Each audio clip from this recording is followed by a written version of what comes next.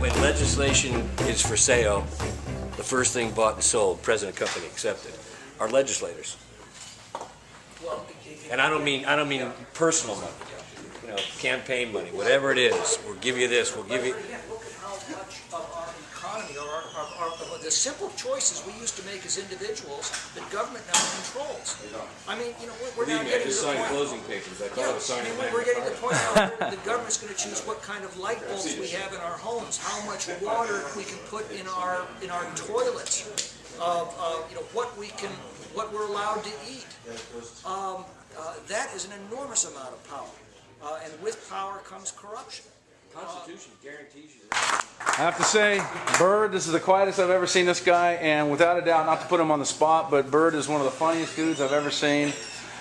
I had a chance to hang out with this guy quite often, and one of my favorite memories is hanging out with this guy in his dressing room at Judge Judy, and for 2 hours, I think it was, Bird, we pulled out the laptop, and all we did was sing theme songs to 1960s television shows. It was one of the greatest times. He does the best Archie Bunker impersonation, the best Bullwinkle I've ever seen other than Just in Case. Multi-talented, but it's good to have you here, Bird.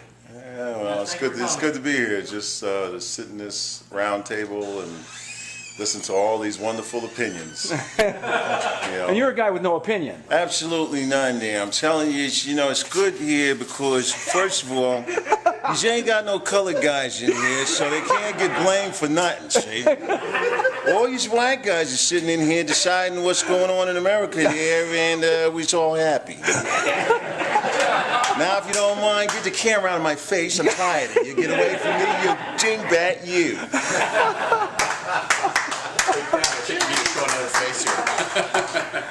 That one? Curtis? Hello. How you doing, Curtis? I ain't got much to say. Not much. It's the first time I've ever seen you with nothing to say, too. Another smart man. So if you ever wonder anything about Judge Judy or what this guy does or his role in the show or anything like that, yeah, Terrence. Don't ask him. I've got a question for you, Pat. Now, Yes. I understand that Curtis is also going to be doing bailiff duties. If anyone gets out of hand, he will escort them out. Oh, absolutely. All right. There's no doubt. No doubt. This guy. You'll be the first one they toss, right? Good, because I'm off. How do you make a living? Pick up bottles. So how nice of a person is Judge Judy in person? Because I know I can tell you this, when I took a picture with her, and I think she thought I was going to put my hand on her shoulder, and she did this. Like she didn't want to be touched. Is she? Yeah, that's as opposed to.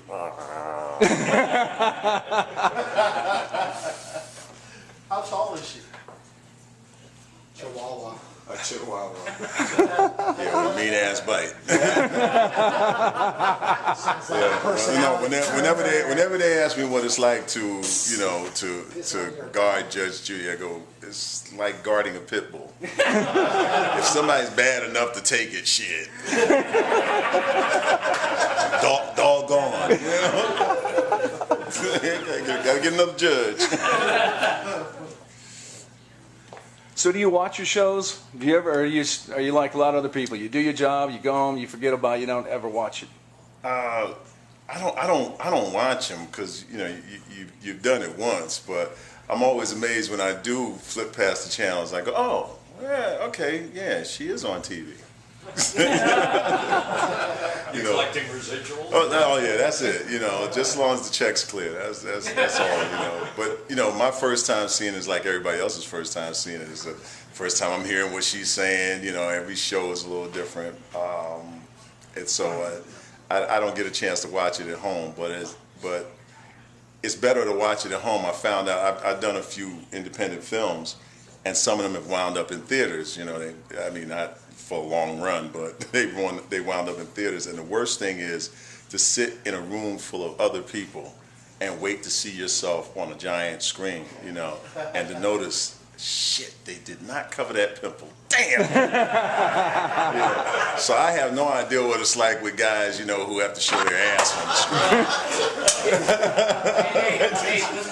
All that matters is, no. But Dan, in an attempt to answer your question, I don't think they're apathetic. I think the election in 2008, if I'm wrong, right? 12 minus 4, yeah. The election in 2008 showed you that they're not apathetic. They want to know that they're part of the process. They want to know that there's something to vote for, you know. And the Bible says, where words are many, sin is not absent. And so, where you do a whole lot of talking, usually there's probably like 90% bullshit involved with it. So, I hope bullshit works for you. Yeah. So, you know, BS. We're talking politics. But yeah, but they have a short attention span, and so what you used to do a filibuster about and spend a lot of words trying to tell them, just get down to the basics. That all they want to know is what are the basics. You know. You know, yeah. If I'm going to college, and I'm being told that one, you're going up on the tuition costs, and I can't get this class because you're cutting back on this, and there are not enough teachers. If I'm in high school, and you're cutting out programs, okay, the basketball team is still getting, you know, a huge percentage of the monies, you know, the booster money and all that kind of stuff, and you're paying attention to that. But meanwhile, you're taking out art and poetry and music and all the things that really, really define a culture. Then after a while, yeah, I feel disenfranchised. I feel like you're not talking to me. You don't give a damn about me. And if you don't give a damn about me, then why should I give a damn about voting? What's it going to do? It's not going to do anything. Now, in 2008, somebody told a whole lot of young people, your vote counts, and there's something to vote for. And they went out in record numbers, and they voted.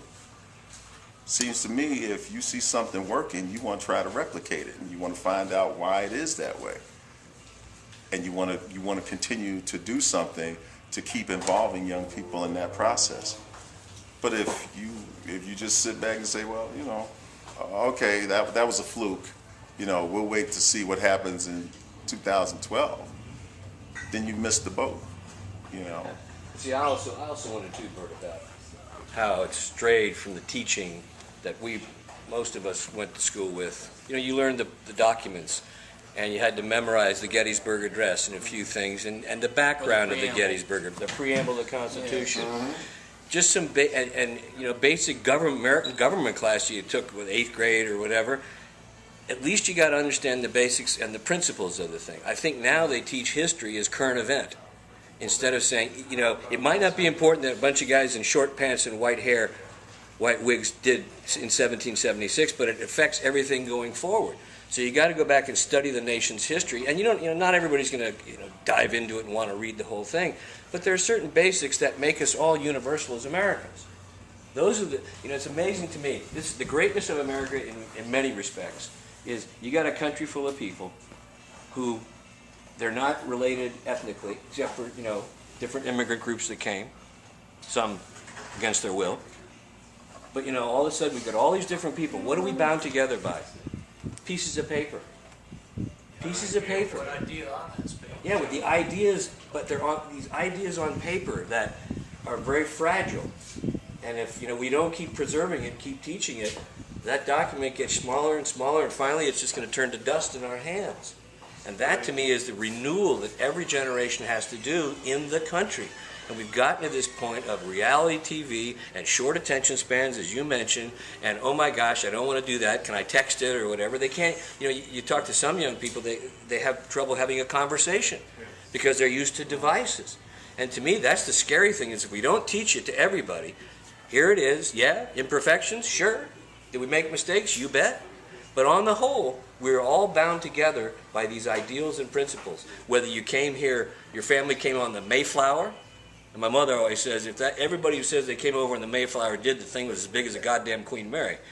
But the other thing is, or you came over last week, or you're just finished taking your citizenship oath. That's the same thing that carries through to the whole thing. I dare say that a lot of new immigrants who go through the citizenship process, they probably know American history better than kids who were born here. Well, but they know the sacrifice, and that I Right. think is the key word, is the sacrifice of not just those men in white wigs, but the sacrifice of those valiant soldiers on the fields of Gettysburg, where you had 50,000 men die in 3 days. Yeah. People today cannot fathom such a loss. Or an 18-year-old kid charging up the black sands of Iwo Jima. Or better yet, a 16-year-old who lied To get in. to be with those 18-year-olds. Right, but I mean, all of a sudden, you're getting a nation of citizens. All of a sudden, you're threatened. And all of a sudden, you got to get these people ready to fight for their freedom. And, the first couple of times out, we didn't do too well. Well, if you look at the history of our military, every time it goes into an engagement under a new war, it generally doesn't do too well. It takes a little while for them to get their sea legs underneath them. And once they do, they perform brilliantly. But, the guys that know me in here know that I've read a lot about military history, especially about our special ops. And one thing that really stood out in what I've read was one gentleman trained some Egyptian special ops and was floored that the enlisted men were the doers and the officers just sat back and led from behind. I was in Vietnam, that's true. And I'm sorry, but it's kind of inbred into us that we don't lead from behind. Our leaders are not supposed to. They're expected to lead from the front. And that was a good example, even at Gettysburg. Look how many Confederate generals died on those fields of battle. True, it was a lost cause, and it was a cause really not worth fighting for. But they believed in it so much that they led their soldiers. They led from the front, and they took the same lead that their soldiers took. The important thing about when you get to the high level leadership, though, is they need to make the right decisions that directly affect the strategies and what those people are doing. And let them be human. Because, today we expect our leaders not to be human. As going back to Tom and some of the political arguments. If we went back to Bill Clinton when he said, "I did not have sex with that woman, Miss Lewinsky," I quote, if he would have said, "You know what, I made a mistake, I'm sorry," what would that have done to the whole argument? The American people would have looked at him and said, "He's honest, we forgive him." And we would have moved on to something else. But, we have a nation of people who want to say, "It's not my fault, it's not my fault. You didn't catch me doing anything wrong," instead of just saying, "You know what, I'm going to fall on the sword and admit my mistake, admit my sin, and move on." Well, what Kennedy said after the Bay of Pigs fiasco, he said, this was, our mistakes are only mistakes if we won't admit them and learn from them.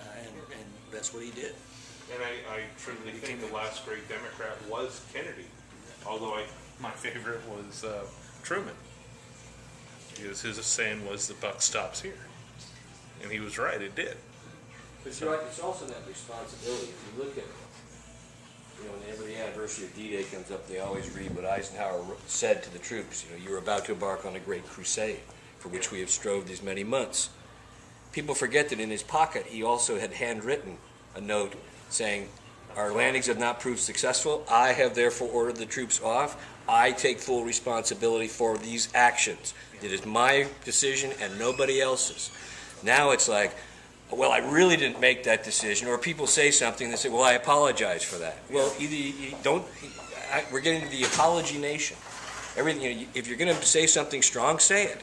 Yeah. And if you're right, stand up for it. If you're wrong, admit it. Yeah.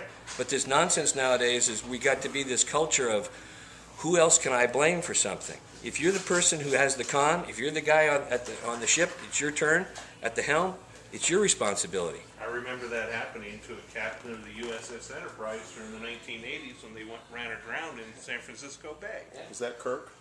No, that wasn't Kirk.